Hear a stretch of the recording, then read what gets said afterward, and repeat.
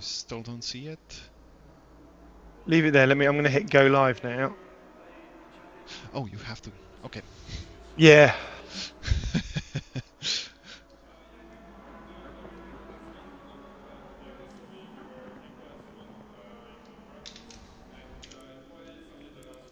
It's on the channel now. Oh, there we go. Well, Yep. a rocky start, but here we are. Then I guess, yeah, I can start over again. Welcome to the DGSR Season 10 Round 6 race at the Nurburgring GP. My name is Tomasz and I am joined by Phil Walker, the steward of the night, who will be doing live stewarding and helping me shape this into a proper commented race. I'm going with that word, even though it's probably not the right one. Hello, Phil, and welcome. And how are you feeling tonight about the race? I am feeling very excited. Everyone's got my name right. We've kicked this off first time perfectly with a fantastic intro. There's been absolutely no hitches, and we are ready to go for a really exciting round 6 at Nurburgring. Exactly. Yeah, no problems at DGSR. We get everything right always the first time, right? Exactly. Nothing wrong ever. And to keep with the old tradition, as Kiki and Alex did it before, we will also now include the short segment written by yours truly, ChatGPT, about the Nurburgring GP track. Ladies and gentlemen, welcome to the electrifying Nürburgring Grand Prix circuit, a motorsport cathedral nestled within the lush Eifel Mountains of Germany. As we prepare to witness the thrilling spectacle of GT3 racing, let's delve into the essence of this iconic track. The Nürburgring GP circuit, a jewel in the motorsport crown, measures approximately 5.148 kilometers or 3.199 miles in length, comprising a challenging blend of high-speed straights and technical corners. Its 15 turns demand precision, skill, and unyielding focus from drivers, making it a true test of their racing prowess. The legendary track finds its roots intertwined with history dating back to the 1920s, when the Nürburgring Nordschleife, known as the Green Hell, was conceived as a groundbreaking, demanding circuit. Over the years, the Nürburgring evolved, with the Grand Prix circuit being introduced in the mid-1980s, and since then it has hosted prestigious motorsport events, witnessing countless thrilling battles and moments that have etched their place in racing folklore. From Formula 1 to endurance racing and now in the world of simulated GT3 competition, this circuit continues to captivate drivers and fans alike, challenging the very limits of speed and skill. Today we are poised to witness a spectacular GT3 showdown where drivers will push themselves and their machines to the edge in pursuit of victory on this iconic track. So fasten your seatbelts and get ready for an adrenaline-fueled journey through the twists and turns of the Nürburgring Grand Prix circuit. What do you think about our poet, ChatGPT? A true Chad, is he not? He is a true Chad of great introductions. I learned a hell of a lot there. So count that as a win.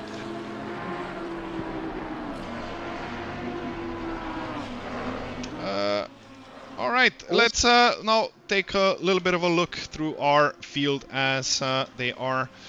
First laps are starting to come in. Dieter van Brabant has set a current pole position lap with a 1:58.0. And if we look at the forecast, in 30 minutes we should see rain, and the track is currently in a green state, which means the track will be evolving throughout the whole qualifying session, and in the later stages or in the final closing stages of the pro qualifying we are expecting rain, so this should mix up things a little bit.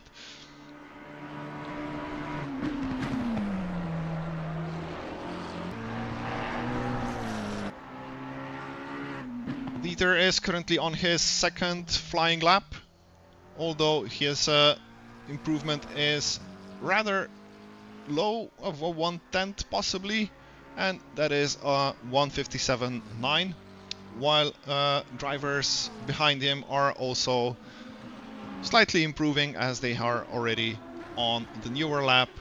but we will need to wait for another minute and a half or so before they reach the finish line to see how much the track has truly evolved. Currently, Mano Dekkers, the Flying Dutchman that we're currently watching, is improving by half a second. So half a second would put him on a provisional pole in the AM class. But yeah, like I said, we're going to need to wait at least another minute to see if yeah, he reaches that P1 at the moment. And just as I was rambling on about this, Don Speak English has just posted a lap worthy of P2 in that moment, in this time and moment, 3/10 down from Dieter's pole lap. So Don this week is going to have to cope with a 15-second success penalty after a sterling win for the bronze category last week. So we'll want a good qualifying this session to not have to pay too much of a price for his success last time. Yeah, the 15 seconds success penalties do tend to mix up the order quite a little bit. 15 seconds is not that short of a time. It's really hard for you to gain that time back in the race, and yeah, it can throw everything off the balance, but I think that's kind of the interesting factor that we have in the DGSR races.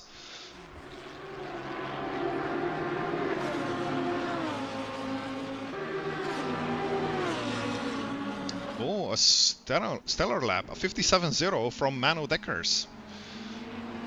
I do not think that Dieter will be able to top that time at the moment, and indeed he is only good enough for second place right now with a 7 tenths deficit.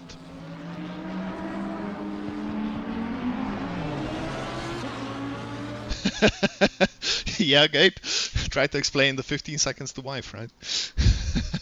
Don't we have to do that every night? Or, well, not every night anymore. We're married, right? So it happens like once a month.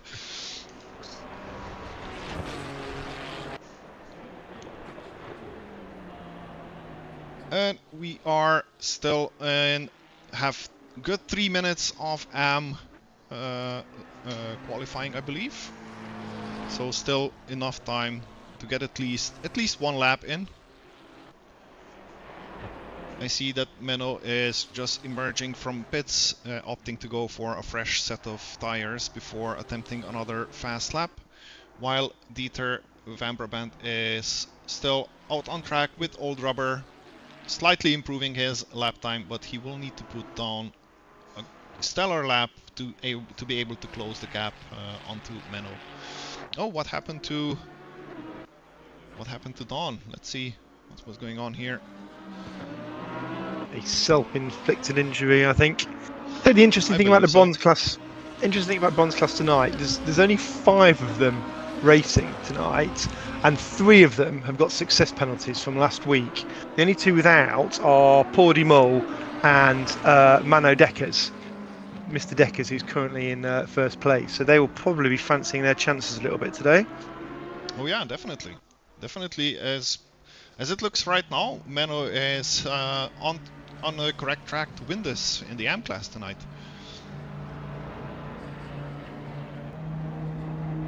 Hey Cormac, how are you doing? Nervous for the qualifying? Golds in wet. Indeed, although I do think that Golds will have the first part of the qualifying still dry, so it will be absolutely essential that the pros go out as quickly as possible and set their laps as quickly as possible before that rain touches down. There'll be that bit at the beginning of Gold class where they all go to the end of the pit lane early, but the question is, do you get that right balance between not going so early that your tyres get too cold versus not being at the back of the queue for getting onto the track? Yeah, and even in the race, I think it will be interesting, considering if there will be changeable conditions, and with those hot temperatures, do you pit for rain tires or do you risk it on slicks? Because I assume with those hot temperatures, a dry line will stay around for a very long time unless we get very heavy downpour. I think you're right. I think we've got, what have we got? Not quite, nearly 30 racers, but not as full a grid as we often see on quite a long track. I think you're right. I think you take a gamble as long as it doesn't get, the forecast's not too heavy. Stick with your slicks. Yeah, exactly. And I think all of our amps are currently either on an invalid lap or in the case of Menno Deckers is currently down half a tenth, and silvers are already emerging from their lair from the pits. First one leading the train of silvers is Ryan Greenaway in the silver and red Audi. Ryan, who said he'd done very little practice this week, he's just going to have a go at hitting it and hoping he gets some speed quickly. Well, that sounds like a lot of sandbagging, as it's traditional for DGSR, right? Yes.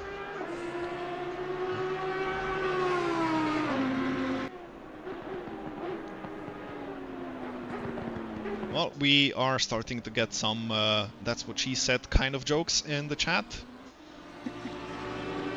Nothing more than I would expect from a group of dads. Rain in 10 minutes now. Ooh, so this might be interesting. Oh, this Looks is getting like pros spicy. might get a full wet session. Well, considering it's only a light shower, but we'll see how this throws everything into the bin and how it mixes up our order. But currently, right now, we still have Menno Deckers in P1 with a 57.0, which is quite a good lap considering the track is in a green state. But we are going to go on board with Ryan Greenaway as his passenger for the first lap.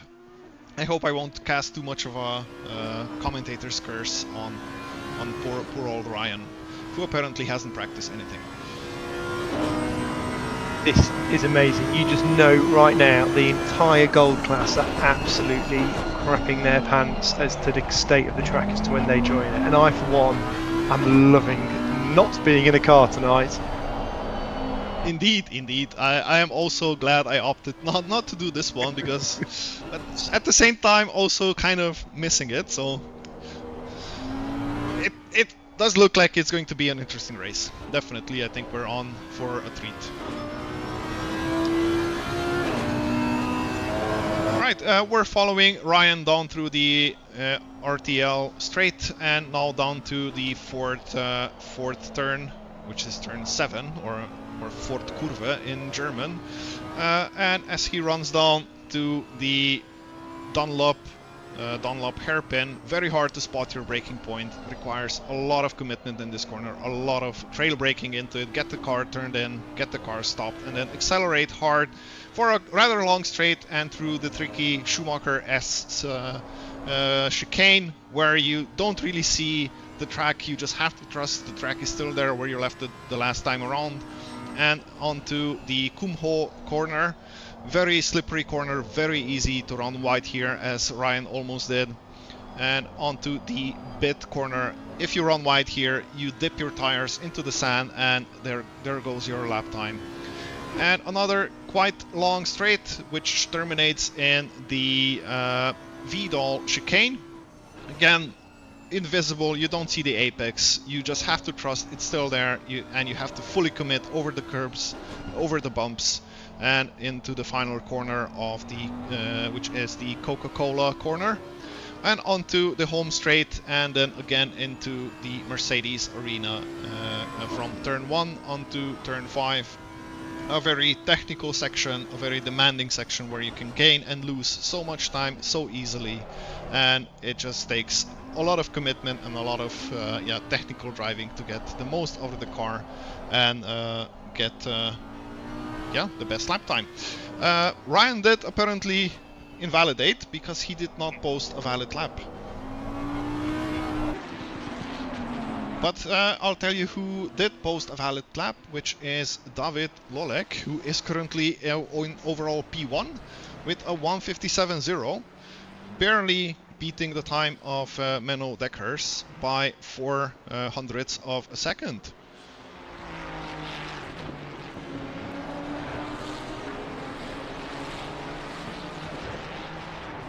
Yeah, pros are already going insane in the chat.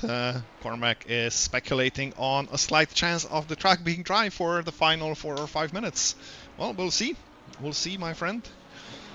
I wish chaos onto you because it will spice things up. I think it's shaping up to start raining just at the end of silvers, just as the golds are going onto track, which would be perfect. It would be interesting. It would be interesting to say the least, yeah.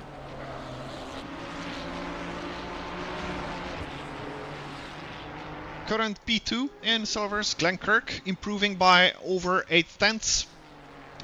Just arriving at the Vidal chicane, a couple of corners more, and if he keeps up this pace and doesn't invalidate, it P1 is currently his.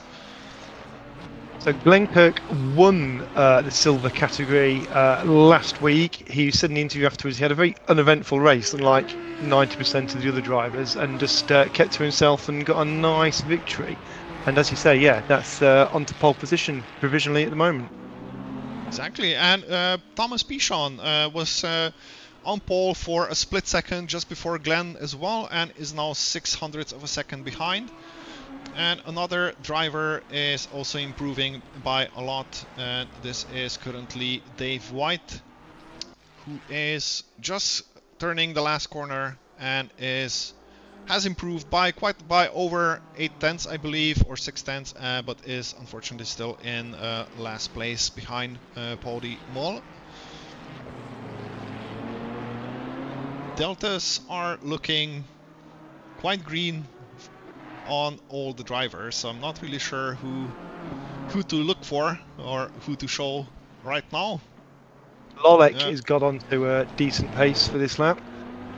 You are absolutely right. Yes, Lovrec is improving by 4.5 tenths, going through the Dunlop hairpin,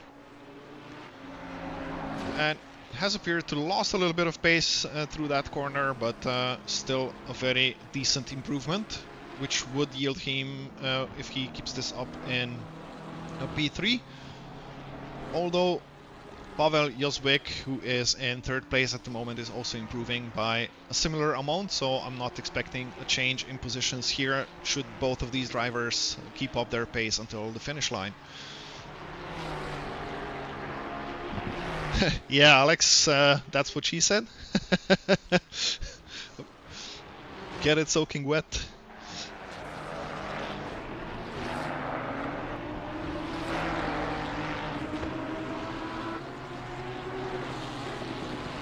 Let's see, 2 drivers in front, Kirk and Pichon, are not improving and are starting their next flying laps. Lovrec has improved, and I believe Jozwik has lost a bunch of time, so positions have changed. Lovrec is up to P3, and Jozwik did still improve a little tiny bit, but is currently in P4. Glenkirk in the front, however, again flying and improving his lap time by a lot. And just as... Oh, I think Alexander Goncalves has botched his lap. He was up half a second, now he's down half a second. So I'm going to say a mistake through the chicane. Where rain? Well, it seems like Gabe is anxious for rain. Gabe admires and adores chaos, it seems. Such a precise driver. Gabe does like craziness, just every now and then. Spice things up. Yeah.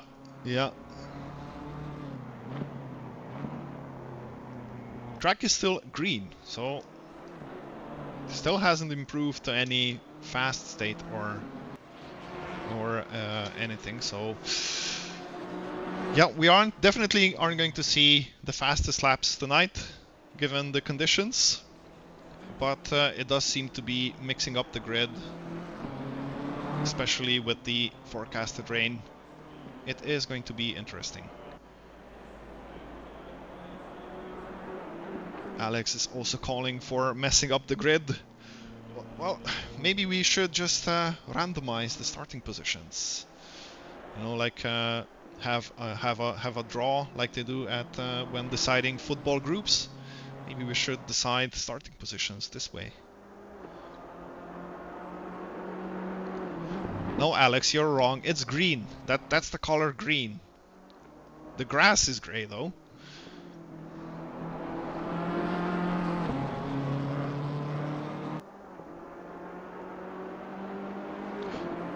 Phil, do you predict many turn 1 incidents?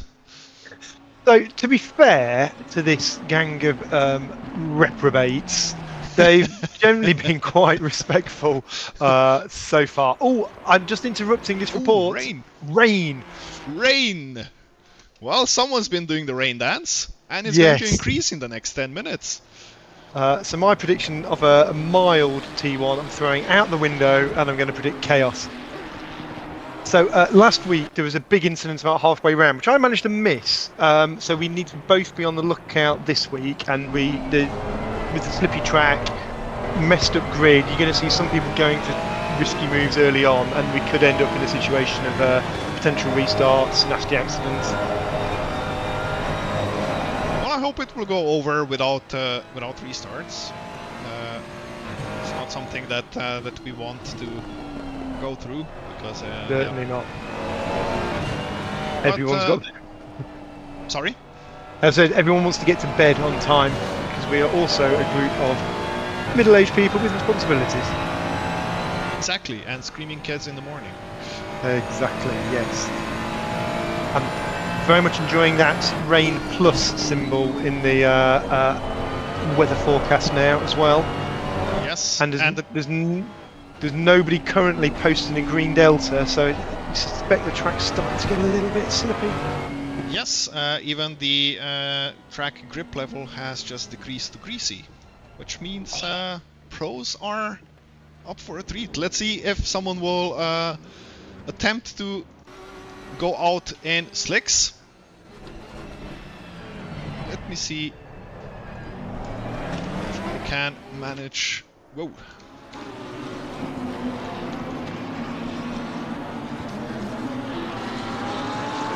This. I believe those are slicks. I do believe those are slicks.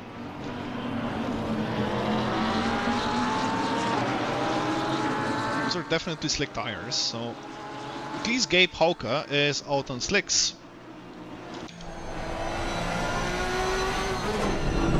Let's see how he manages to navigate this outlap. In front of him is, I believe, Darren Menzies, and you can already see a slight spray coming off his tires in front. But I do believe this will. Oh, Gabe is off the track. Gabe has run off the track. Is maybe Mr. Menzies on wet weather tires? Let's check that out.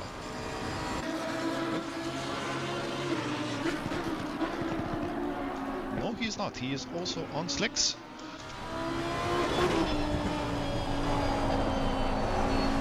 Definitely on slicks. Oh, this will be interesting. You think Gabe will go out on wet weather tires now, or wait for the track to dry off? I think he'll wait a little bit. Would be my he's prediction. Going out currently, and the track has turned to damp. Has he put wets on? That's why I was wondering whether he might stick to dries, just to try and do one lap in dries and then switch. Let's see. Let's see what time Menzies is going to do. Menzies just coming over the line. Yeah, Gabe is on wets.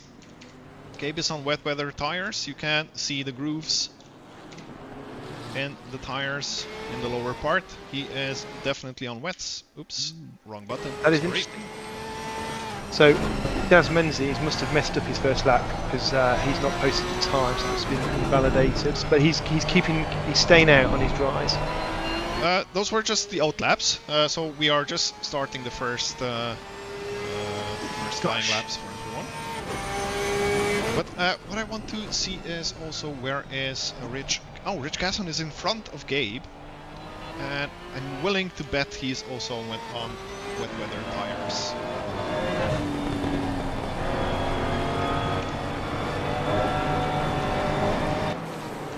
And he is indeed. Wet weather tires for Rich Gasson as well. Oopsie.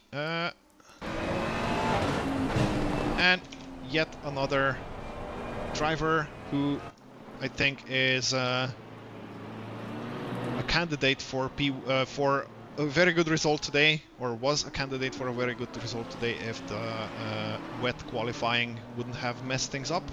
And the new addition to the season is Paul Sadlowski. I know him from another league, and he is a very quick driver.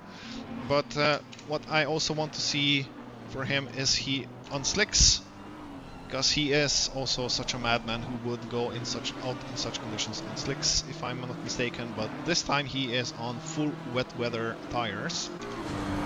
And that's messed up his flying lap, so he's gone straight back to the pits, and you would imagine changing to wets. I believe everyone who is out on slicks will either post a very, very slow lap time right now, or crash out, and they will need to go switch to slicks. Daz has immediately returned to the pits again, I presume, because he's messed up his strategy. Yeah, anybody without a wet setup prepared is going to be in a little bit of trouble at the moment. Yeah, I believe he attempted to squeeze in a quick lap still on slicks, but unfortunately the rain was too much. And first pro driver lap times are coming in, and they are 6 seconds off current P1 posted by Glenn Kirk, which was a 56.4, and current pro leader Paul Sadlowski has posted a 2:02.48, so over 6 seconds slower of a lap time. I believe. Yeah, sorry. Sorry, no, I'm sorry for interrupting you. I was just saying we're going to be in a situation where the entire pro field are behind everybody else. This is going to be a very interesting race. Exactly. And if conditions stay changeable as they are, I do predict we will have an overall winner from a different class than a pro class. Even with completely dry conditions, this could happen, I believe, because yeah, fighting your way through 15 cars is no easy task, and passing is not so easy at Nurburgring. It does offer some areas where you can overtake, but it takes a lot of commitment, and the defending driver also sort of needs to make a mistake for you to be able to sneak through. Rich Gasson has posted a P2 Pro P2 lap, but overall P17. Paul Sadlowski has just messed up the entry into the final corner, or maybe he was preparing for a flying lap just now, because I do believe his delta was not green throughout that lap. Yeah, this weather has definitely made things a lot more interesting. And even if the rain stops right now, do you think the track can dry up in 5 minutes and you'll be able to jump out in slicks and do a quick lap? I don't think you can. I mean, it is a warm day there, but I don't think there's enough cars on track to dry up a line quick enough. Yeah, I do believe that pros will be starting from behind everyone else in this race. Gabe hasn't posted a time yet. So correct. I'm sure he'll pull something out the bag before the end of qualifying, but at the moment, provisionally, Gabe in 25th place. Without a set lap time, but he is currently on a lap time. Cannot tell you the delta because, well, it says 5 seconds up, and I'm not sure on who this is measured. If it's on P1, this would put him into P16, so Pro P1, but we'll have to wait until he crosses the finish line. He is losing a lot of time here, so it might not be enough to beat Paul Sadlowski. Just a couple of more meters. And he is Pro P3, which is P18 overall. This is amazing. No, Alex, I think you're right. I don't think there will be a dry line. It's just not possible. Not enough time, not enough cars, like Phil said, and yeah, rain is still coming down. It should be clearing up in 10 minutes, but by that time, yeah, the qualifying will be over. Yes, just 3.5 minutes left. And I'm going to say this now. I will be quite harsh on Gold's attempting to bully or be overly aggressive in their attempted overtakes in the race itself tonight, because they've still got a race of respect and they've still got to try and make their overtakes safe. I think that's a very fair thing to do, and Matt Gale has kind of seconded your concerns in chat as well. He said that it will be interesting to see how many pros will bin it or hit the bronzes, because they will not expect the slower class drivers to brake a little bit sooner like the pros are used to, which is a fair thing, and when driving I have made that mistake countless times before as well when chasing down a slower class driver. I did not expect them to brake as soon as they did, and I either successfully avoided and bent it on my own or just plowed into the back of the slower driver in front of me. But yeah, I think it will be very, very interesting on race start. And yes, of course, being extra harsh is, I think, a fair thing to do.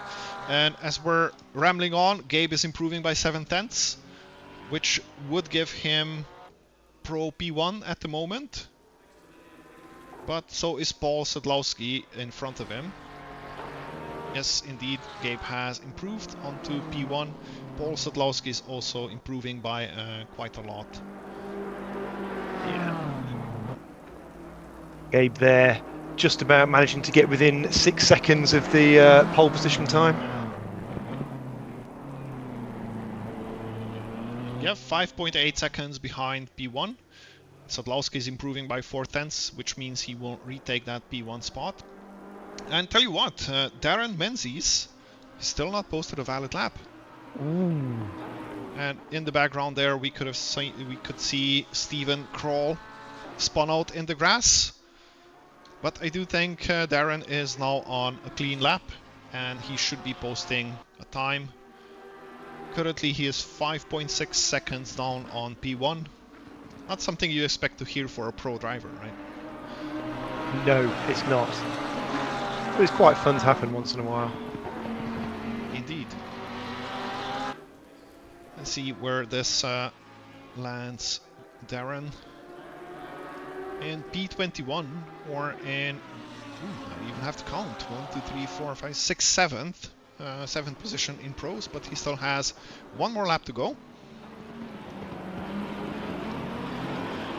And since then, Cormac has overtaken Rich Gasson for the Pro P3 and is now in pits, which means he is done with his qualifying session. And Rich is just coming up to the Vidal chicane and improving by nearly 3/10, which would again land him in front of Cormac Quinn and back into P3 or possibly P2, depending on how he navigates the final Coca-Cola corner. And he is in P3, and Gabe just improved back into P1.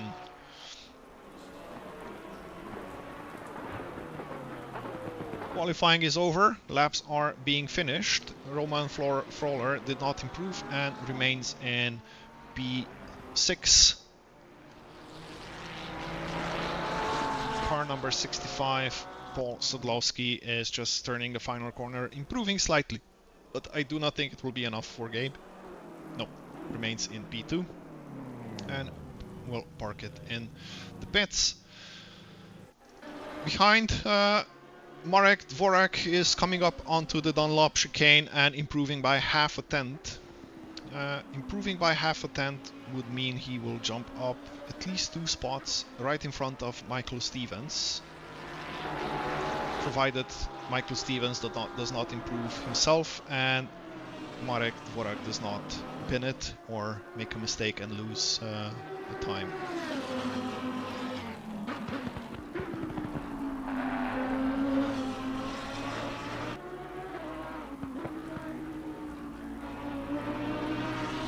I do believe the track is getting a little bit better because people are posting quicker and quicker times. Yeah, I think the rain eased a little bit towards the end there, but also people getting their sea legs in and getting used to the conditions a bit there. Yeah, definitely.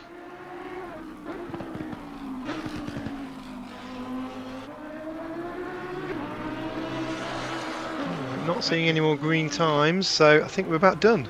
Yes, Marek Dvorak has just jumped in front of Michael Stevens, as has Darren Menzies as well. But this is our order.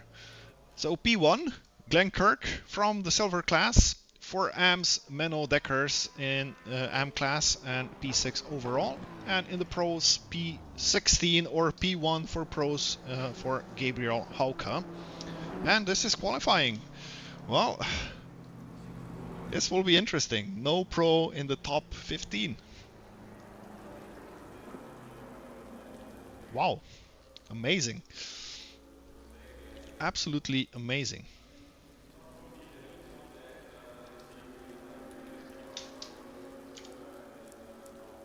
Oh no. I had to click return to garage, sorry. We're gonna have to wait for the session to progress to race. I'm already anxious to see what kind of weather we will be having.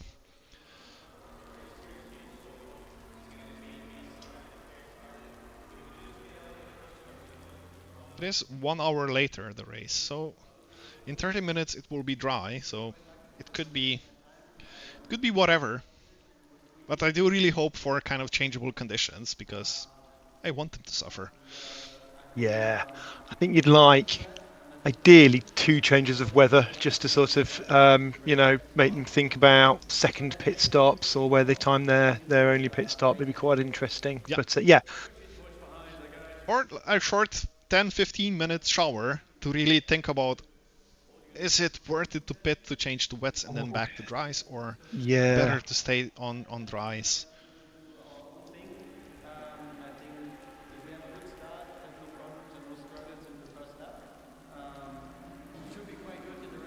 But the rain is still coming down. There is no letting up. What would your fuel strategy be? Stick a full tank in to give you flexibility as to when to pit, or do you take a gamble? Depending on the weather forecast, honestly. Depending yeah, hard to say.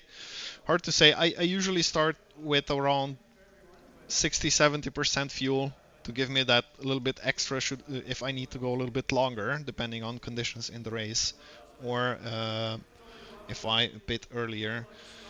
But with the changeable conditions, yeah, if it's raining, I might go for a full tank. Hoping I won't need to pit for much fuel, although we do have like a minimum 25 seconds pit stop, right? So it yeah, I don't know, might be interesting.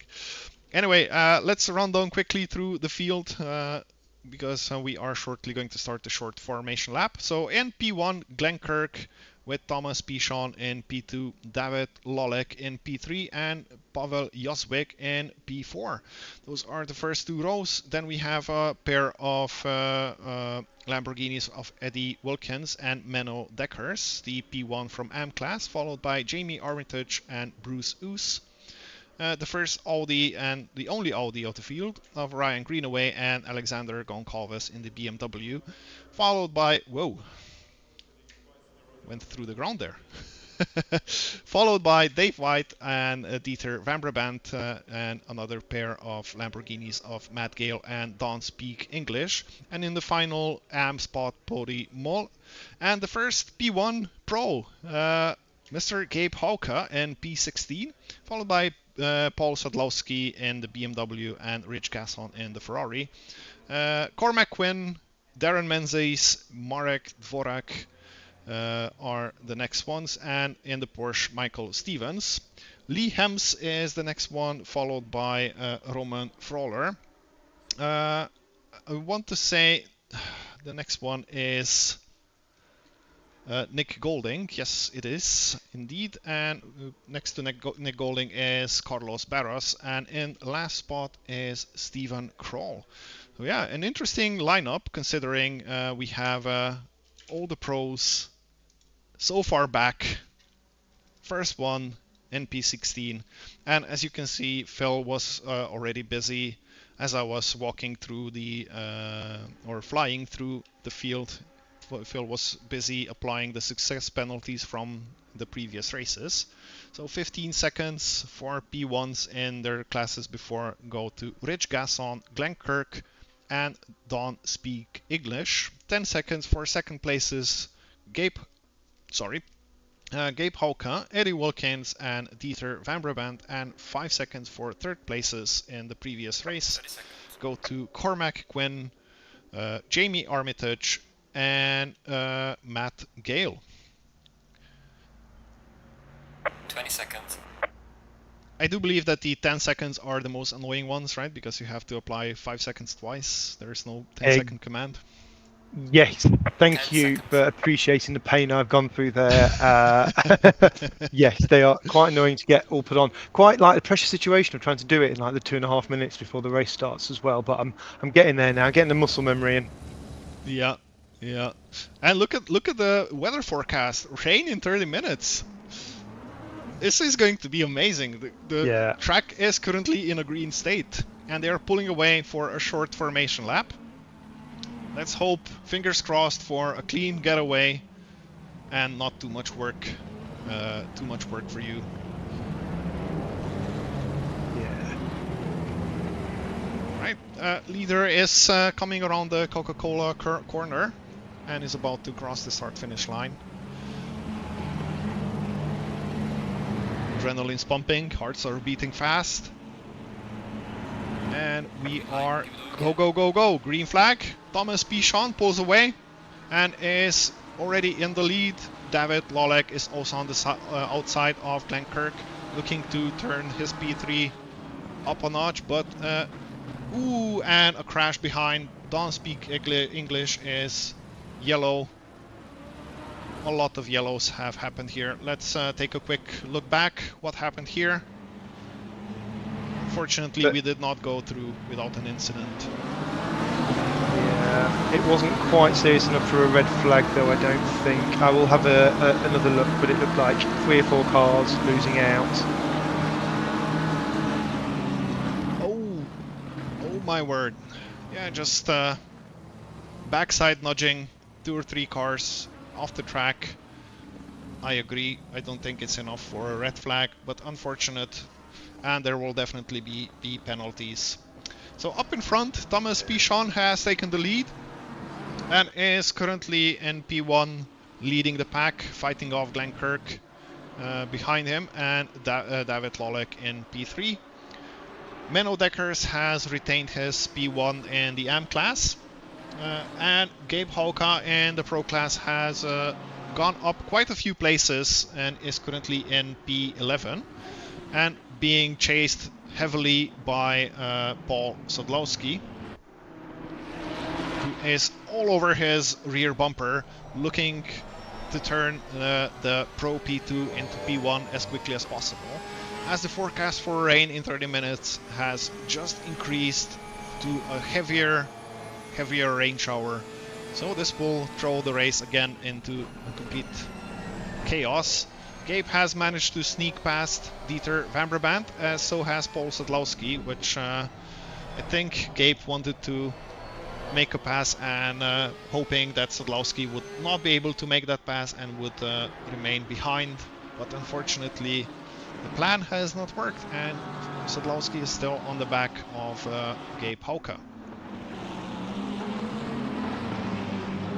Gabe looking to make more moves, and I do believe that Alexander Gonko, no, that was not, that was Jamie Armitage in the McLaren has opened up the door for the two pros and let them through.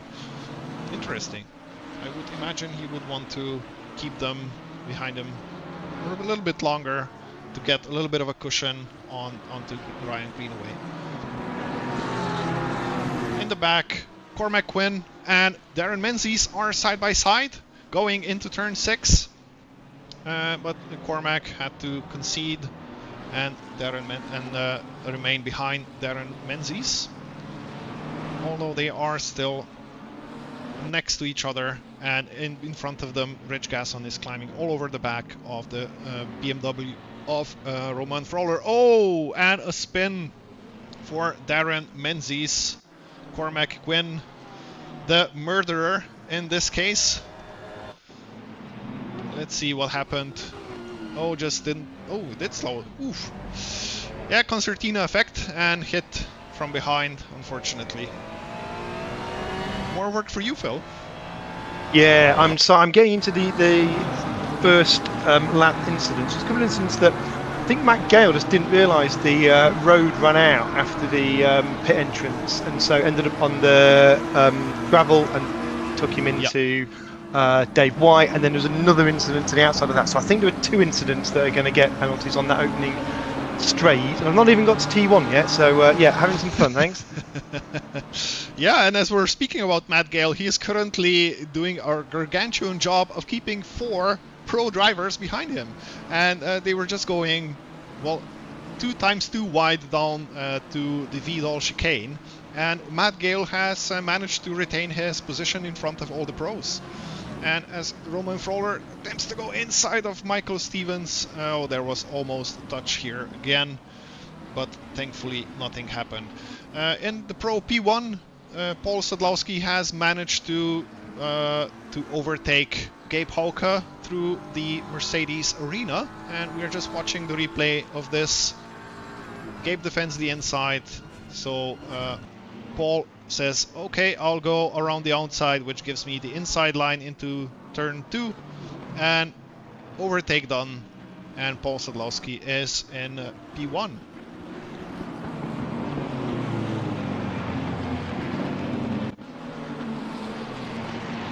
Up in front, the trio of Pichon, Kirk and Lovrec are still at each other's throat, with Joswick not being far behind, just 0.8 seconds behind the trio.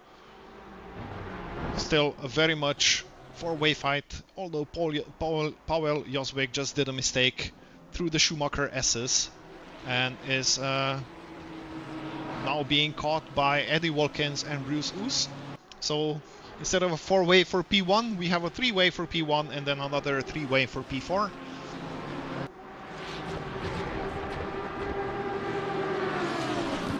And the quad of pros behind Matt Gale are still squabbling for positions, and Matt Gale, I am betting this, he is enjoying this as much as possible, because he has 4 pros up against his rear spoiler. They're fighting for positions and trying to get past him, and he is defending beautifully.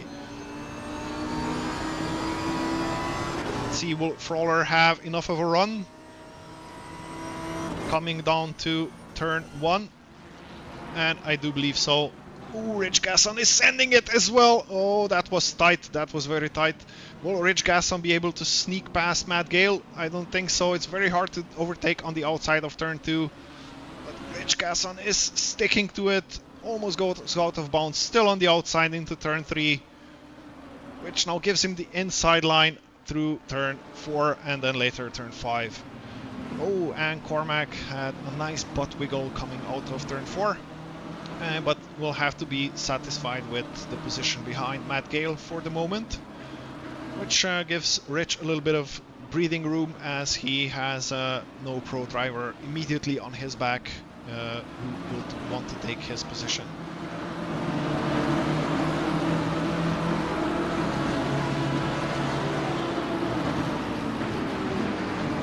in the back, Pauli, Mull, and Don speak English, who are unfortunately, due to the turn 1 incidents, the biggest victims are currently in the last 2 positions, but are having a fight of their own. Don speak English is trying to get past Pauli as soon as possible, because he does need to build a gap as big as possible due to that 15-second success penalty. And Darren Menzies has just made a pass on Lee Hems for the final, or the penultimate pro position, through the Kumho curve, or Kumho corner. Textbook overtake. Don't think Lee was defending that one too much.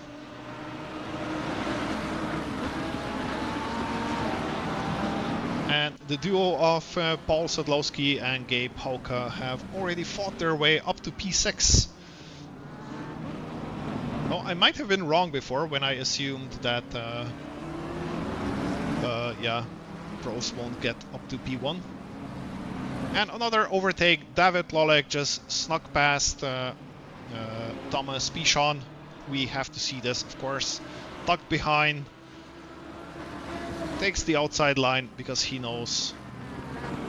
Oh, switchback. I thought he was going to go around the outside turn 1, but no, switchback and around the outside on turn 2.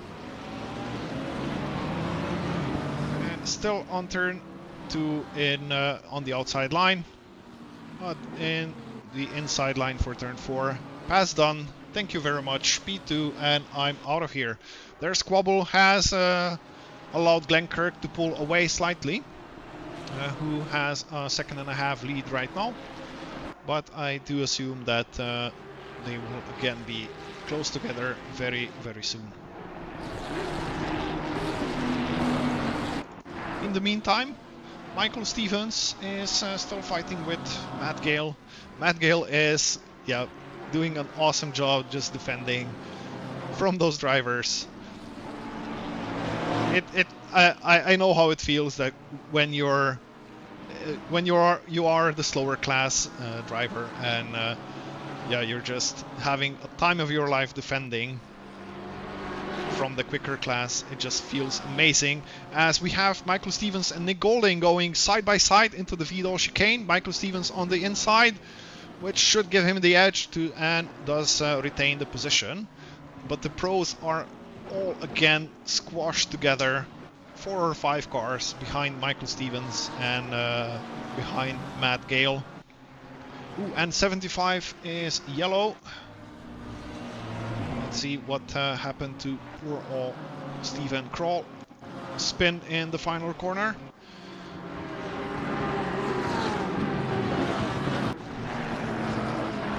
Going through the chicane, squabble in front.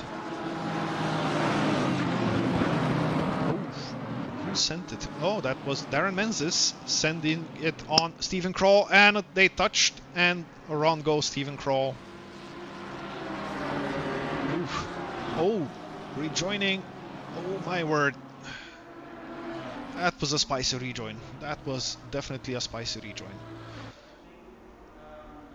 Paul Sadlowski already in P5, carving through the silver field. Oh, and I do believe we have the first retirement. Oh, how did Steven end up in the pits? Oh, no. Did he reverse into the pits? Or did he reset?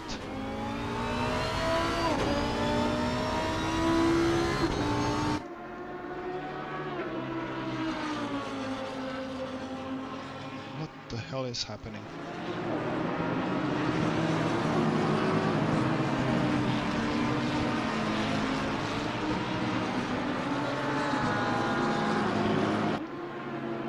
He lost it again and said, I have enough, no more, I'm done. Reset the pits, and Stephen Kroll is out of the race and has had enough. Oh my word. Are you still alive, Phil? Yeah, I'm getting there. So Paul Mole has had a nightmare first lap. He gets hit and span through no fault of his own, but then very much through fault of his own, rejoins at 90 degrees to hit one guy, and then misses his brakes in the next corner to hit another. So he's unfortunately racking up a few penalties here that, yeah, he's going to be a little bit unhappy about, but there's some lessons to learn there. Yeah, definitely. Definitely. I think this is Bodhi's first season with DGSR, but I think he is holding up quite nicely, building up his pace, and I'm pretty sure in a couple of seasons he will learn all the tricks and trades as well as exactly had to do through trial and baptism by fires. We've both been there, haven't we? Indeed. You and I also had a couple of tussles on track before. Yeah. Especially in the early seasons. Exactly, later... when we were both, I think we were both like silver class or bronze class at the time as well, and yeah, a couple of comings together, and we're both better drivers for it now. Exactly. We learned from our mistakes. None of the contacts that happen are ever intentional. We do not tolerate intentional hitting at DGSR, and yeah, none, at least the ones that I remember as being a steward on the DGSR team, have ever been intentional hits or anything, but just pure bad luck or misjudgments. And yeah, we all learn from those. We have to learn somehow. And since this is just a virtual world, no fear of breaking or hurting someone except their feelings, which don't matter, right? Kidding, exactly. I'm kidding, of course. Well, I have to go again back to Matt Gale. He is still holding off Michael Stevens. Oh, and 59 is a spinner. Bodhi Mall again. What happened, Bodhi? I've got a horrible feeling I put the penalty on him and he pulled over, and I hope he keeps going, and I hope it's not because of the penalties, but he may just have had enough. Yeah, I think he reset the bits. Yep, he is out of the race. Well, bad, Phil. Yeah, well now I feel awful. Well, we just established feelings don't matter, right? Ooh, Menno Yeah, Deckers. exactly. Menno Deckers is yellow as well. Can I click his name, please? No! Stop going down the order, Menno. There he is. Oh my word. From P1 in AMS down to P22. Let's see what happened to poor old Menno. Was he bullied by higher class drivers? That is Alexander Goncalves on his outside. Oh my word. Oh, a hit to the side. Well, he lost it on the outside. I do believe this will be a racing incident, but I will leave Phil to the side on this one. But yeah, this has caused Menno Deckers to plummet down the order quite significantly. He was NP 13-14, lost 8 positions. That's a shame, really. Going a little bit in front, Bruce Oos is climbing all over the back of Eddie Wilkins. Will the slipstream down the home straight be enough for Bruce to close up and maybe make a move into turn 1? He's showing his presence in the mirrors, but it will not be enough. At least not for turn 1. But Bruce does not give up. Still on the back of Eddie Wilkins's Lamborghini. And rain in 10 minutes. Rain in 10 minutes. This will mix up the order, I believe, quite a bit.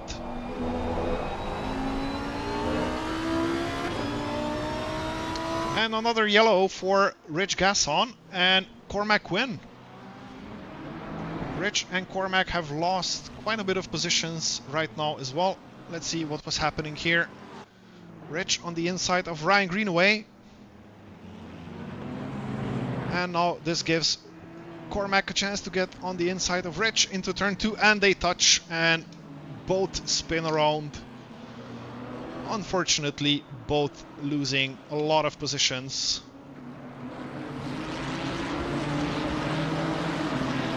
A very aggressive move, I believe. Oh, and Rich then almost loses it on his own one more time.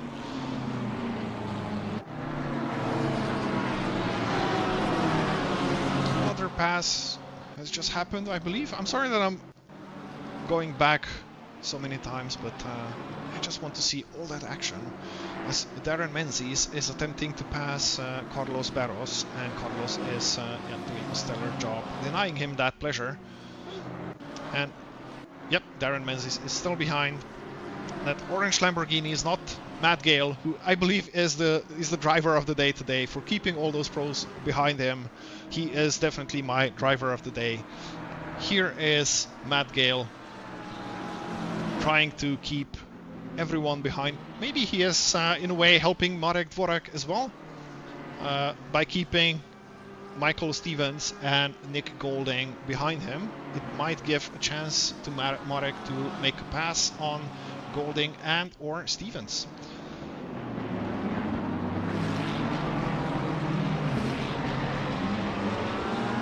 And in the front we have Paul Sadlowski already in P2 on the back of Glenn Kirk. We'll catch him very quickly, considering his lap times are nearly 2 seconds quicker. So this should be a quick pass.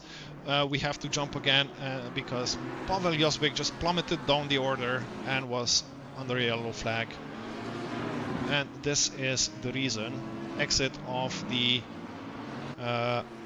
Mercedes arena. Pavel Josvik was spun around.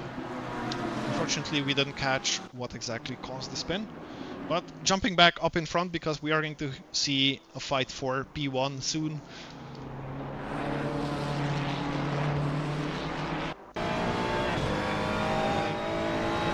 Glenn Kirk going onto the defensive line. And has lifted. Glenn Kirk has lifted, has let Paul Sadlowski through. Did not contest. Which is a smart thing to do, I think, since considering David Lolek, who is in the same class as Glenn Kirk, is just 1.5 seconds behind. Fighting a quicker driver will only slow you down, allowing the driver behind to close even a little bit closer. So you probably really don't want to do that. And in other news, Michael Stevens has managed to get past Matt Gale. Bad Stevens. Go back. Yeah, Hitman is also laughing at our feelings in the chat. We know, Hitman, you hate us all. We hate you too. Currently weighing up whether to give our new driver, do you say Paul's, how do you say his surname? Sadlowski. So he's already leading. Yeah, our race leader, a possible penalty. The way he overtook Bruce on the way through that final chicane did not give Bruce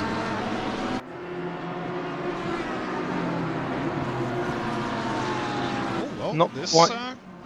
Could be interesting then.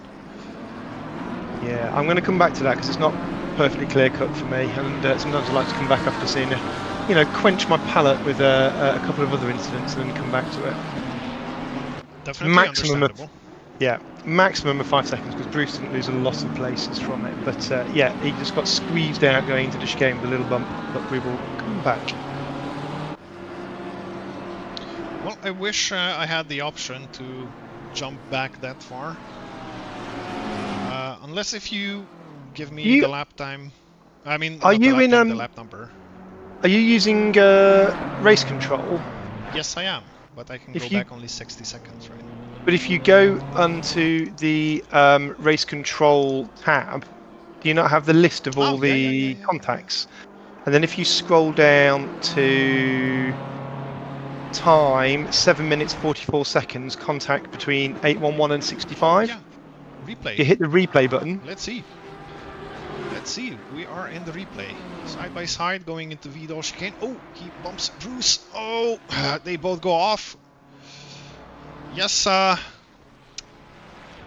one to judge. I will not chime in here. I will leave that to your discretion. Might be one that comes back to the steward's room later.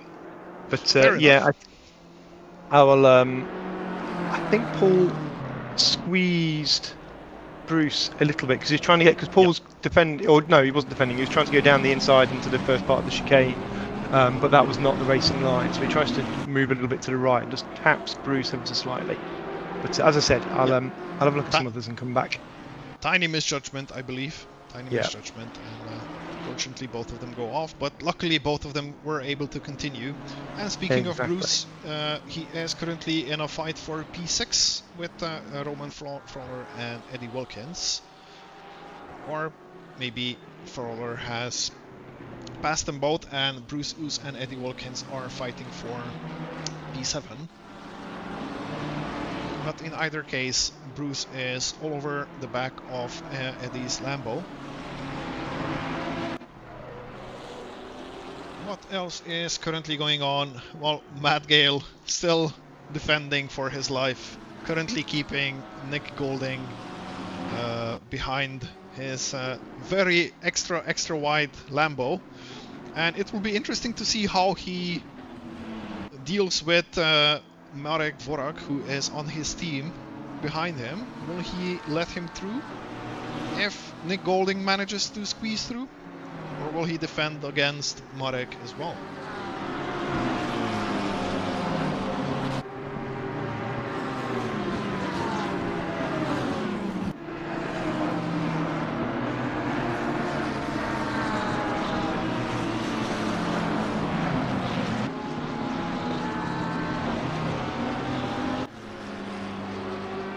Definitely the closest battle here at the moment. Cormac Quinn is yellow. It appears he had a spin coming out of the Vidal chicane. Indeed, too quick through the chicane onto the grass. Oh, he is ejected back onto the road. Oh, nice pirouette to recover the car, but a little bit dangerous one. But everything was okay in the end. And coming on to the pack of the pros that are trying to get past Matt Gale is Rich Gasson, who will look to carve through the field as quickly as possible to get in front and build that gap for the 15-second penalty that is looming over his head. And I assume in about 5 minutes time we are going to start to see rain and a lot of pit stops, and I am already very interested to see how this will mix up our field.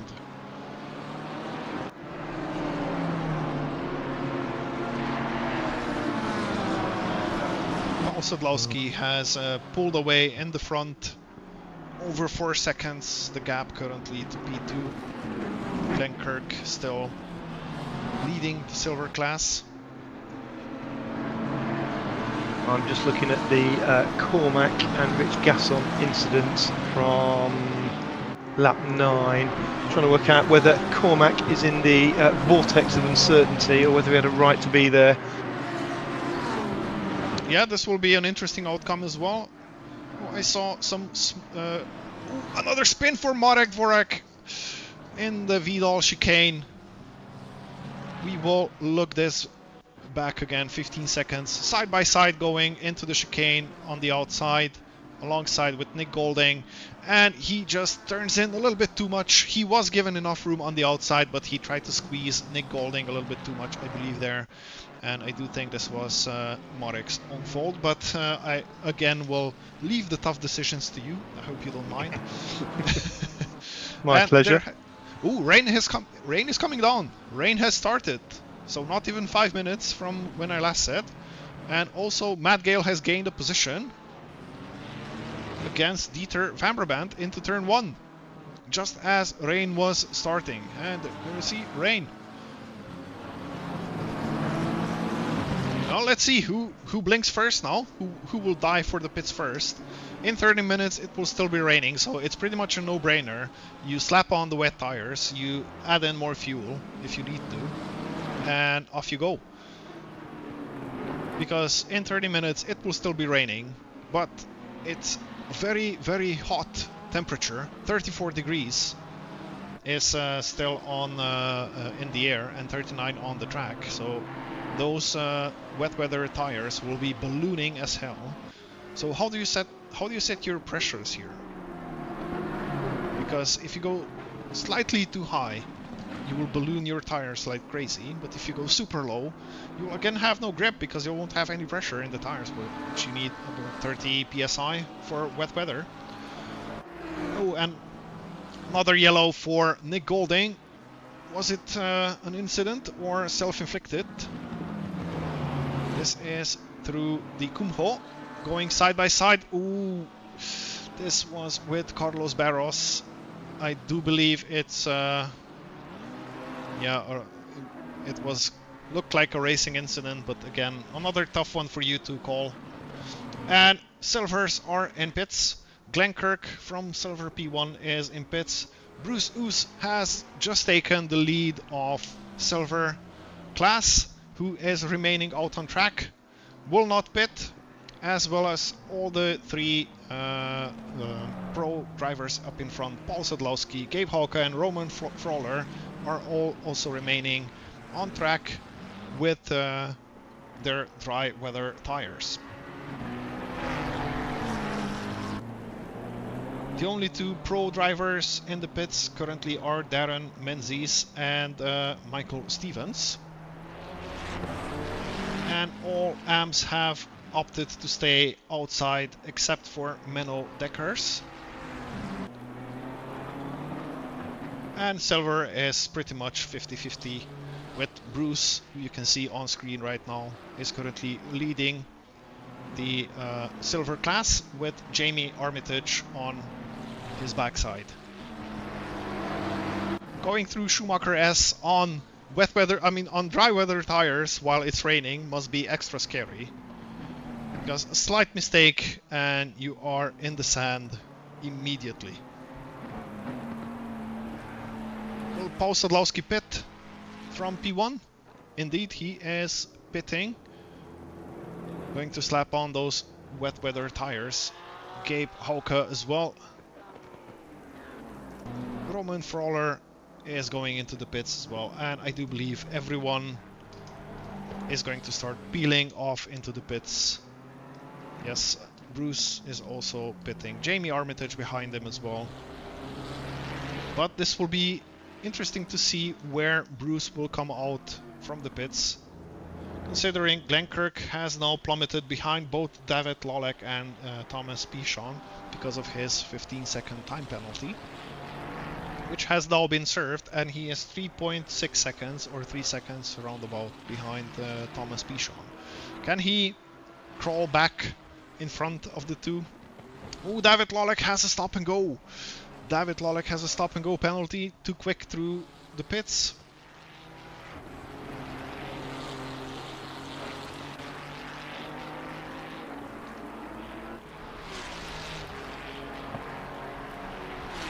Yes, and everyone in the front is also pitting, except for Matt Gale. Matt Gale is leading the race. Amazing. Yay! Matt Gale is leading the race. He still has a 10-second time penalty, but you go, Matt. You enjoy that that lap, that P1, that little triangle in the minimap. It belongs to you for at least this lap.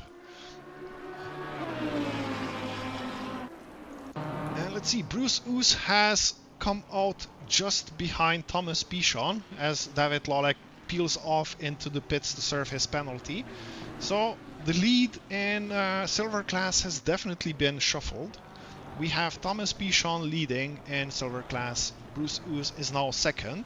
So it does appear that Bruce's gamble to not pit immediately has paid off. And he is currently in P2 with Glenkirk just behind him in P3, sorry, and Jamie Armitage a couple of seconds behind them, and a couple more seconds behind Ryan Greenaway, who is in a battle with Eddie Wilkins. But David Lovrec has come straight out of the pits there, crossed the white line pit lane, and managed to spin himself across the front of Michael Stevens' Porsche. He won't be very happy with that, but that's kind of his fault. Let's look. It was the last most incident on the incident log. Yeah. Caught up. unfortunately I clicked the wrong button and I just caught the tail end of the incident.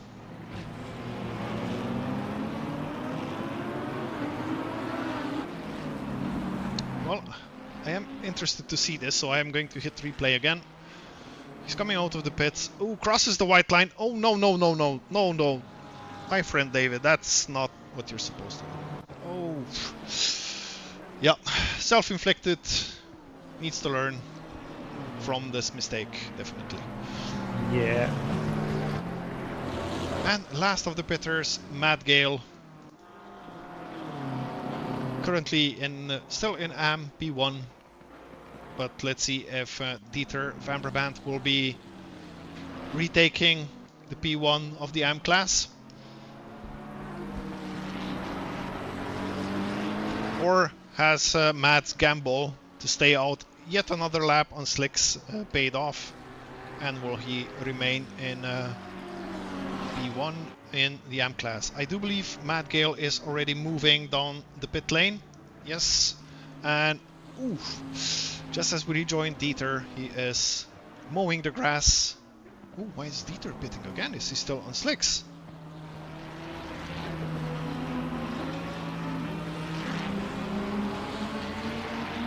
I do believe Dieter is still on slicks.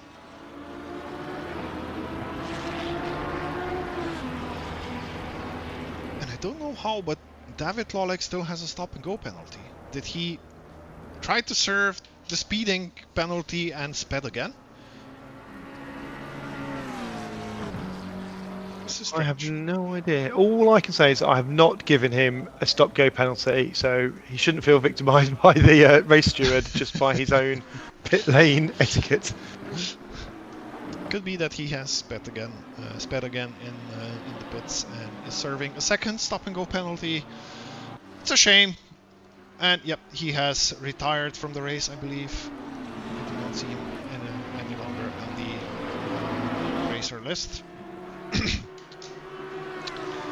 It's a shame. He was set for at least a P2 in the silver class. Yeah, but that's, I guess, the penalty that you get when you try to cut it with the speeding just right on the entry, and especially when it's wet. It's so easy to lock up the brakes, even with ABS. The ABS kicks in a bit too much and you don't slow down enough, and you slide over that pit entry line a little bit too quick, and which means you get slapped on the wrist with a penalty, and this pretty much ends your result in those short sprint races, because another pit entry will cost you at least another minute. To the battle at hand, Ryan Greenaway and Eddie Wilkins battling it for the silver class P5. Eddie is trying to find the gap, trying to force a mistake from Ryan to sneak through, but Ryan is doing a steady job, keeping his car where he needs it to be, defends when he needs to defend, and basically keeping Eddie behind him. Even if Eddie might be slightly quicker is usually not enough to get past, especially on a track like Nurburgring. The gaps are increasing all over the track. Ryan Greenaway and Eddie Wilkins are currently the closest pair, with Michael Stevens behind them. We'll be looking to get past them. Michael Stevens currently in P4 for the silver class.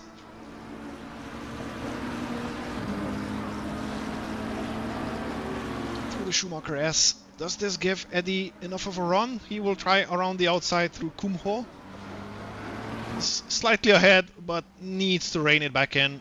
There's just no way to go around the outside there, and this will invite Michael Stevens right up on his rear wing. In the award for most inconsequential penalty of the day, I have decided to give a 5-second penalty to Paul Sadlowski. He is 20 seconds in the lead, so it's not probably going to make the blindest bit of difference. But I had another look at the incident with Bruce. and he did edge slightly to the right on the entry into the chicane and sideswiped Bruce, which was just not very gentlemanly coming up through the order. But yeah, as long as he continues, he's not going to mean anything. But fair's fair. I agree with that assessment. And yeah, I do believe that in the interest of fairness, it should be penalized. And as we're talking about penalizing, these two are going at it. Eddie Wilkins trying to go around the outside of turn 2. Unfortunately, almost a spin for Eddie Wilkins, but he just caught it. He just saved it. But this has now given an excellent opportunity for Michael Stevens, maybe.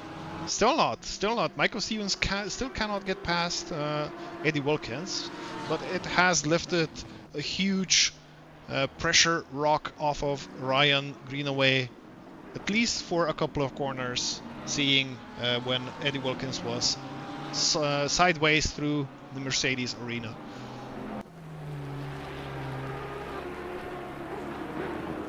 A group of 5 cars fighting for overall P8 position, currently occupied by Ryan Greenaway. Eddie Wilkins on his tailpipe with Michael Stevens just behind them.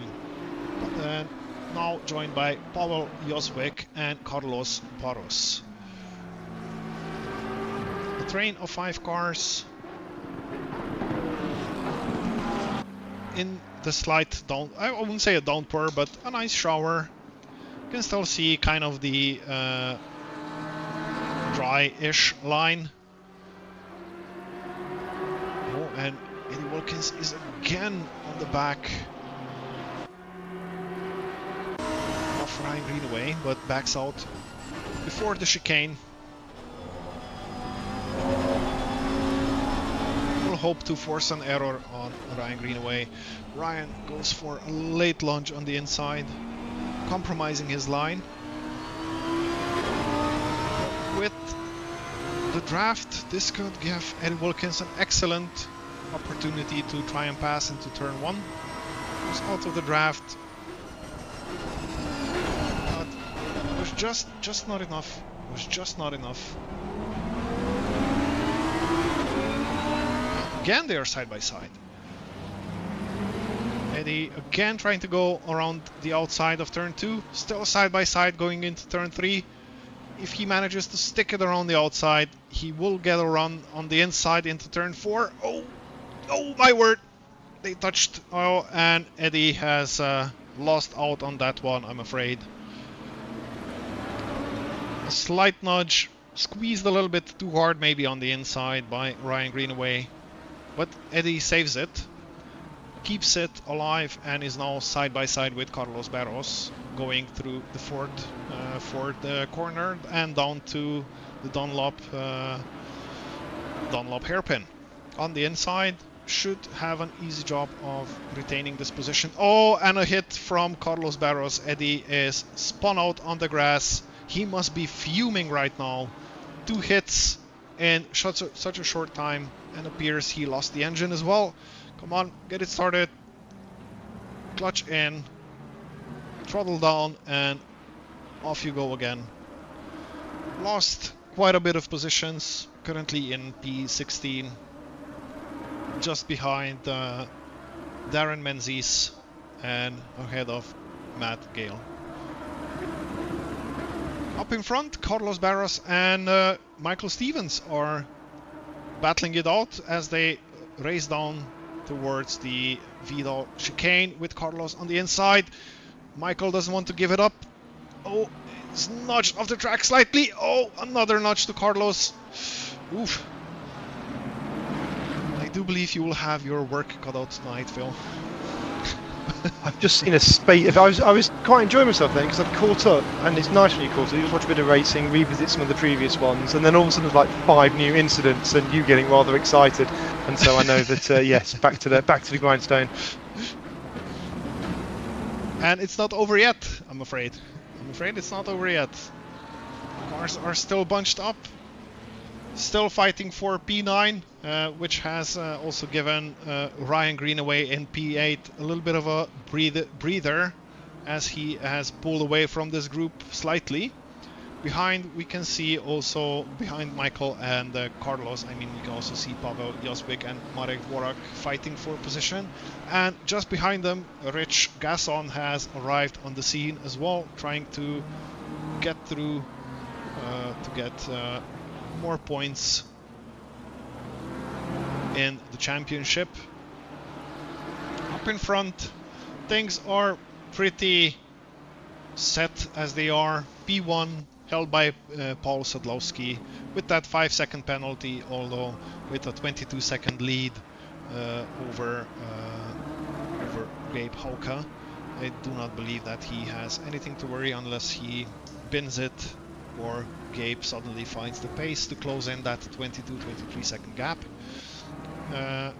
Gabe just coming around the final corner, also quite in a safe spot, although he does have Roman Froller just 2 seconds behind him. Then we are P1 in silver class, Thomas Pichon, and 9 seconds behind them is Bruce Oos, who is in a fight for the P2 slot in silvers with Glenn Kirk. Glenn is looking to get past Bruce to get the second podium step in the silver class.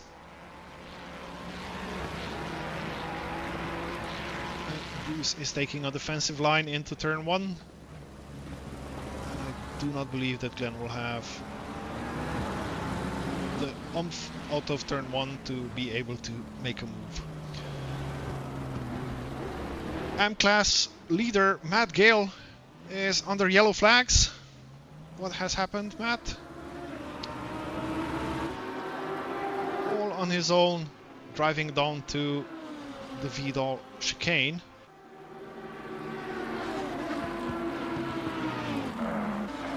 Oh, he lost it on entry. Oh! No damage done there. Except your self-esteem. Spun it around back again. Oh, the grass is wet. The grass is really wet, but manages to retain the P1 position in the AM class. Still good 13-ish seconds from Menno Dekkers in P2 of AMS. And the list of drivers behind Ryan Greenaway is growing and growing. Although the order, I believe, is still the same. Michael Stevens, Carlos Barros, Pavel Jozbik, Marek Dvorak and Rich Gasson are all gunning for that P8 of Ryan Greenaway. And here we go again. Carlos Barros and Michael Stevens are side by side, with Ryan Greenaway going a little bit on the outside of track limits there through the Kumho turn, or Kumho corner. Michael Stevens is immediately back on the backside of Ryan Greenaway. Yeah, so a lot of these recent incidents that have come through, I'm just putting down as racing incidents. It's wet, it's slippery, we're getting a few little bumps, but it's not through people being stupid, it's normally just through slight little loss of control and a bit of side-by-side contact, so I'm not being too harsh at the moment. Yeah, that tends to happen in these conditions, right? Yeah. Again, Ryan Greenaway on the defensive line. And we have the first row tickets to a battle behind him. Now Richard Gasson is making a move on, or has made a move on Marek Dvorak. And is hungry for more. He is now all over the back of Carlos Barros.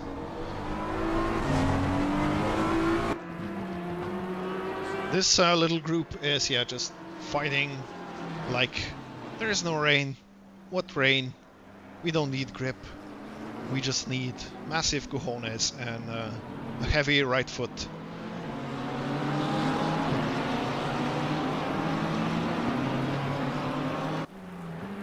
Gasson looking for a move maybe into the Dunlop hairpin. Thinks better of it. Goes to the outside. Tries to get some traction, but ooh, oh my word. He loses out a little bit, has a slippery moment coming out of the hairpin, which makes him tumble again behind Marek Dvorak. But coming out of the Schumacher S, he attempts to retake that position, but Marek is positioning his Lambo perfectly, making it very hard for Rich to make that pass.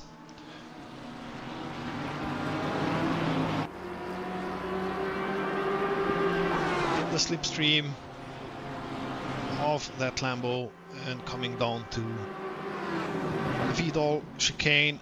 I do believe that Marek might be cooling his tires in the puddles. Might that be it? Or was that just a defensive line?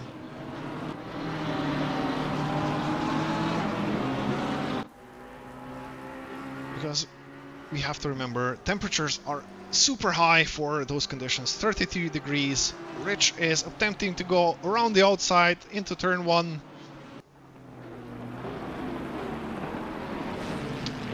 Oh my word, 3-way into turn 1. Or 3 wide, sorry. 3-way. Rich has done a double overtake. Yes, Rich has managed to do a double overtake. You are correct. I do think this deserves another replay. Meanwhile, Rich takes... Oh, he's trying to take Michael Stevens, but Stevens just touches him. Oh, they get away with that.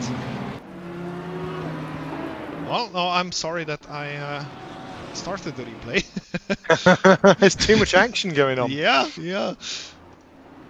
Oh, and up in front, I'm sorry, but we have to jump in front a little bit. Glenn Kirk has managed to get past Bruce Oos in the silver P2. Where has this happened? We are, I believe this is turn 6. Oh, Bruce just runs wide through turn 6, and Glenn says, thank you very much, I'll take that. No fight needed, and Glenn is into P2.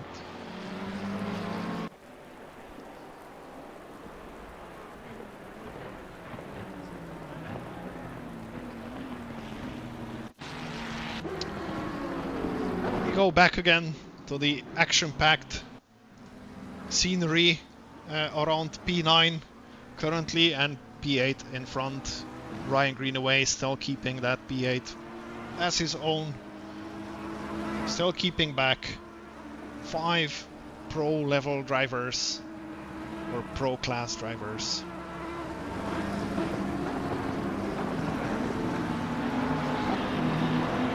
And Darren Menzies has now also joined this group. Oh, Michael Stevens runs wide in the Coca-Cola corner, has a wiggle on the exit, which will give Rich an excellent run going down the home straight. Rich attempts to go on the inside, on the outside. Will he try another pass into turn 1? And I think he's done it. I do believe he has done it. He is past Michael Stevens, and Rich is up into P9. Oh, a nice drift from Michael Stevens through turn 2.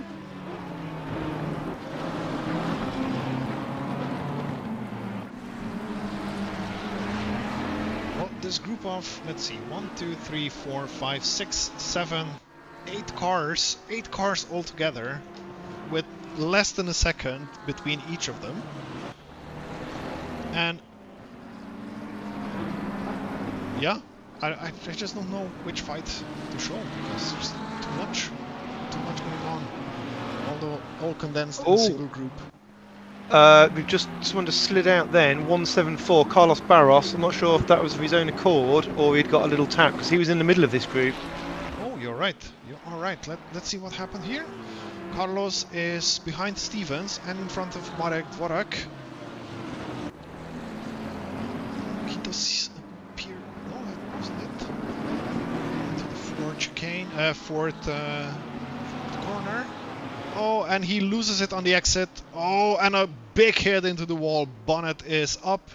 This will be a lot of damage. But with 3 minutes left in the race, I don't think it's worth to go repair it. But just clench your teeth and go to the end. And while we were watching that, Rich has relegated Ryan Greenaway from P8. We have to go back. We have to see this. Around the outside, through Schumacher S, then the inside. Bold move in the rain. which also left Ryan Greenaway on the defense from Michael Stevens, which he, at least in this occasion, again managed to keep behind.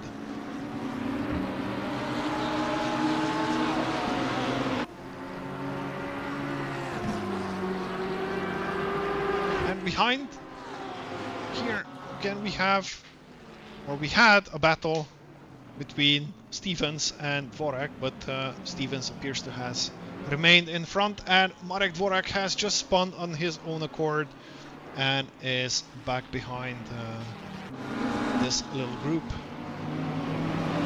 Lost a couple of positions, no damage done, needs to shake off, and yep, just managed to get to the end. Oh, what happened to Jamie Armitage? How is Jamie Armitage suddenly plummeting so far from the order? He was passed by Rich Gasson. Jamie's had an incident with Michael Stevens, according to my log. I think he was already going slow though, so I wonder if he had an accident of himself and has just been rubbed a couple of times as other cars have come through. He is very slow through here.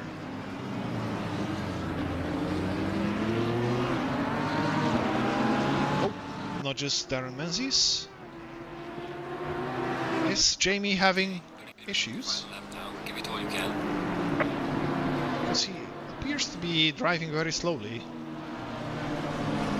Hope he's not running out of fuel.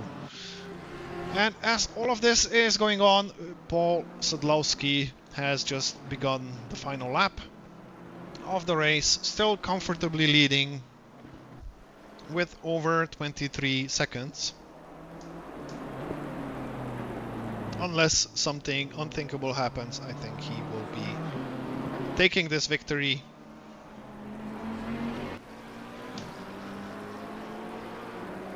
Oh yeah, first race with DGSR, and he wins it. What a Chad. Ooh, Ryan Greenaway again under attack. So, I'm sorry, Phil? No, you focus on the action because they have crashed! Oh, no. Not on the final lap. Oh, such a shame. Oh, that rejoined Ryan. Oh, that was close as well. Oh, that's a shame. He was up for such a good result, Ryan. I think he was in P4 and P5 or P5 in silvers. Really a shame that this happened. But what can you do? That is racing. That is what happens. And let's enjoy the final couple of moments of Paul Sadlowski jumping over the Vidal chicane, over the bumps or curbs in the Vidal chicane, slightly drifting through the final corner and across the line to finish. And I believe behind him here is Jamie Armitage. No, it was not Jamie. It was not Jamie. Sorry. That was... what was that? 49. Nick Golding, who has let Paul Sadlowski go through to not have to do another lap. Gabe Hauke finishes in P2. And we have another yellow flag. Ooh, Jamie Armitage. Through the Dunlop curve. Or the Dunlop hairpin. What happened there? I guess we'll see that a little bit later. P1 for silvers. Thomas Bichon just crossed the finish line with a commanding lead over Glenkirk, who had the 15-second time penalty, the success penalty, who comes in as P2 in silvers. Bruce Oos behind them in P3.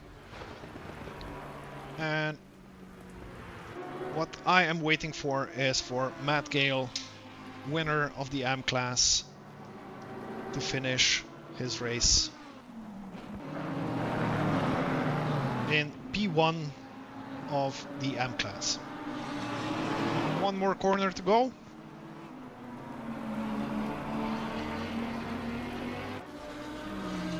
And there we go. P1 for Matt Gale in the AM class. And that was our last winner, with just Dave White, the last one remaining to cross the start-finish line. Yeah, that was the race. Pretty eventful. A lot of battles as Dave White demolishes a braking marker. Yeah, I don't know about you, Phil, but I rather enjoyed it. It was rather an interesting race. Yes, I did really enjoy that. I don't like lots of incidents on the last lap because it's quite pressured to try and get the judgments and time penalties on, so they're reflected into the final results. And there's a few there. We need to look at the Stevens Greenaway tapping because that's a hard call. But everything else, I think we're about done and dusted. And yeah, really good race. Loved the rain happening at a nice time. Loved the golds making their way up through the ranks, and yeah, some really good overtakes. That group of 5 and 6 cars for the last few laps that Rich Gasson was making his way through, that was some top quality racing there. I agree. We had a lot of action in this race. It was very interesting to see. Let me just pull all of the all of the class winners into our commentary box for a short interview.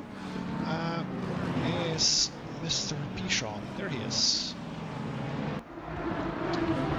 Yeah, very interesting race, very eventful race, a very chaotic race in terms of weather, as well as in qualifying, which gave us an interesting development of having all the pro drivers being behind the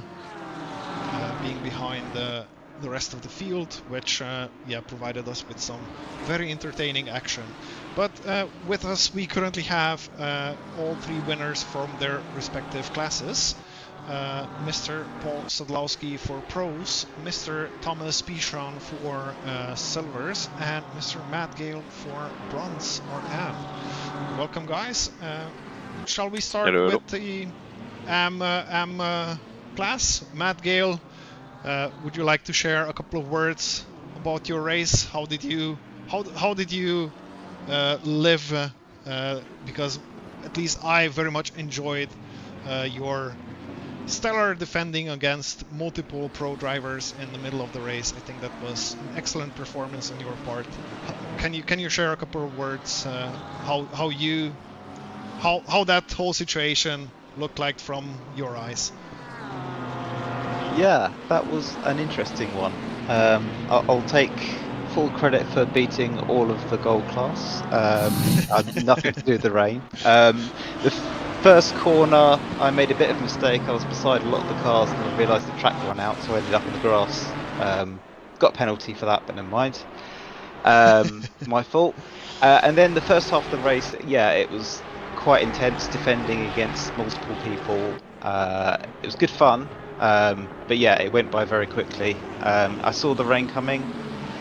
I've known from some of the practice laps you can do racing on slicks in a little bit of rain, and I was hoping with the amount of cars and the heat that the track would stay sticky enough for a while. So again, everyone seemed to pit before me, so at one point I led the race, so that's another first for me, which is good. And then I think I would have done alright, but I lost it just before I went into the pits. So that lost me a bit of time, and the second half of the race was quite tame by comparison. Just tried to hold it together, had a little moment towards the end, but other than that, pretty good fun. I enjoy a bit of wet. Yeah, we caught that little moment of yours, and we were watching if you I was glad there's no other cars around. Yes, and we were hoping that you won't be losing your P1, because I think you deserve this win in the AM class today very much. And yeah, we enjoyed your battles, and we hope you did as well from behind the steering wheel. Thank you. All right, next one is Mr. Thomas Pichon, the winner of the silver class.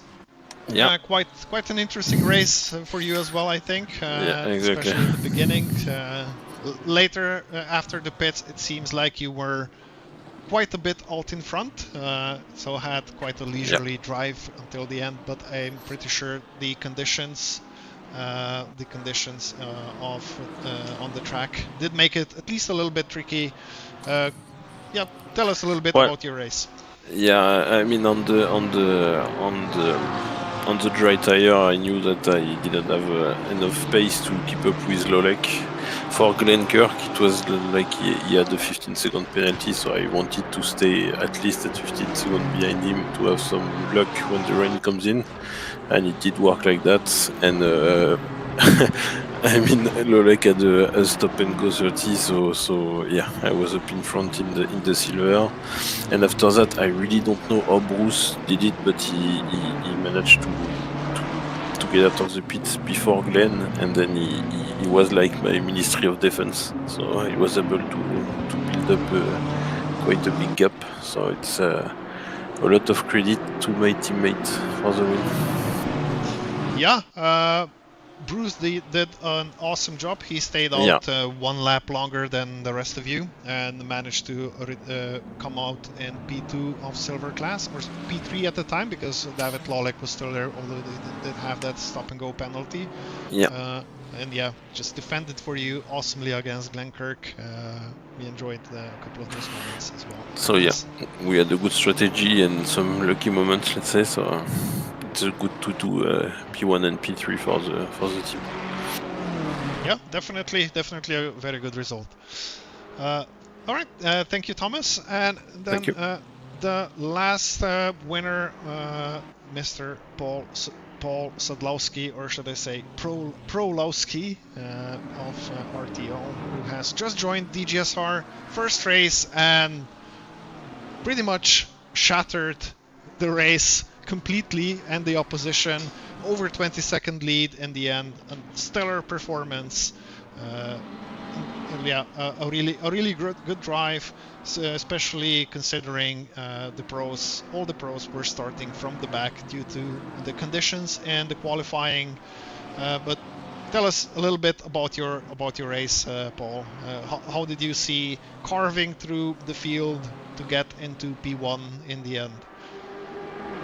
Yeah, thanks very much, firstly. Yeah, it was quite tricky. The rain definitely messed us up in qualifying. I had a close call at the start into first corner. I clipped the grass on the right side a bit, but managed to hold it. And after that, it was kind of just actually waiting. Like, I had a good battle with, I can't remember names, I'm so sorry, with the Porsche driver who actually qualified first. Exactly, yes. Thank you very much. I had a nice little battle with him. And after that, it was just kind of a waiting game. Because you don't want to go in too aggressive and mess them up. So I just waited for, like, you know, a clip of gravel here and maybe a clip of grass there to just use top speed of the BMW. I just made most of my overtakes into the last chicane because I know the BMW has insane top speed. So yeah, it was a very eventful first half and then a slippery slide second half because I under-pressured my tires. Well, yeah, that's what we were talking about during the pit stops. Like, what do you do in these conditions? Do you go for a slightly higher pressure setup and risk ballooning your tires, or go slightly lower and risk under pressuring and having a slidey car in the end? It's a tricky decision, but yeah, congratulations again to everyone, to all three of you. And as a gift to finishing P1 in all of your respective classes, each one of you is getting a lovely 15-second time penalty in the next race as the success. Ah, thank you. That's so generous. Thank you very much. Looking forward to that. Yeah. All right, guys. Thank you and congratulations once again. Thanks for being with us here, and thank you for the awesome race. And I thank you for the commentary, Lovrec. Yeah, thank you. My pleasure. It was not as good as when Alex and Kiki are doing it, but I try my best. I will look at it. Also, I'm sure you were good. also thank you to Phil for keeping me company and reviewing the incidents as quickly as he could. Yeah, of course. It was Yeah. a rather eventful, lots of bump races in the race as well. So Thank you very much. No, it was nice having a proper commentator there while I was beavering away. But it was a really good race, and for such changeable and challenging conditions, I think everyone did pretty well actually. There was nothing horrendous in there penalties wise. You know, a few 5 and 10 seconds, but kind of to be expected. Great race. Yeah, I Thank agree. you, guys. See you later. All right, thank you. very much. See you. And yeah, for the rest of our audience on YouTube, this was the round 6 of season 10 at DGSR in Nurburgring GP. Join us again next week, same time, same place, for a race around, I believe, Zolder in Belgium. I'm wondering what kind of conditions our admin team will cook up for that one. Yeah, that's it. Thank you for watching, and see you next time. Good night. Bye everyone.